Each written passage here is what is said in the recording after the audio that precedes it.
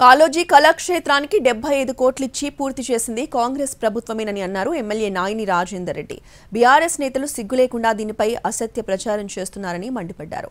కాలోజీ కళాక్షేత్రానికి విడుదల చేసిన 20 కోట్లలో 15 కోట్లు బీఆర్ఎస్ నేతలే మింగేశారని ఆరోపించారు.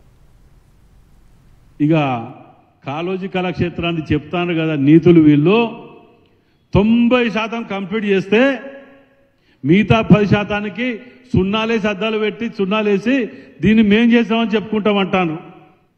వీళ్ళకు బుద్ధి రాదు రాదు నాకైతే ఇక బుద్ధి వస్తుంది మారుతారనేది నమ్మకం నాకైతే అవపడతలేదు.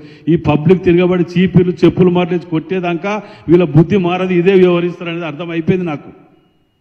కాలోజీ కళాక్షేత్రానికి 45 కోట్ల రూపాయలు సింగిల్ చెక్కు డేటు వెంకటరామరెడ్డి గారు ఇంకెన్ని ఇచ్చింది దీనికి 45 కోట్లు కాకుండా ఇంకా 30 కోట్లు దానికి అయింది 95 కోట్లు.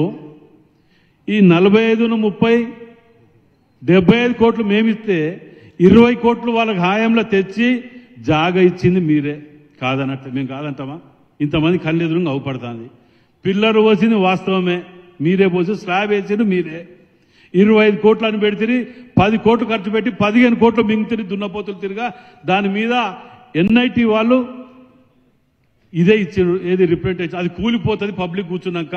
అలా మొత్తం తిన్నారా నాయన మీరు, దాని విజిలెన్స్ ఎంక్వైరీ వేసింది. దాని మీద ఇచ్చిన 25లో 15 తిన్నాం. వీళ్ళు మేము 45, 30, 75 కోట్లు ఇస్తే మేము కంప్లీట్ చేసినట్ట వాళ్ళు కంప్లీట్ చేసినట్ట మీ సాక్షి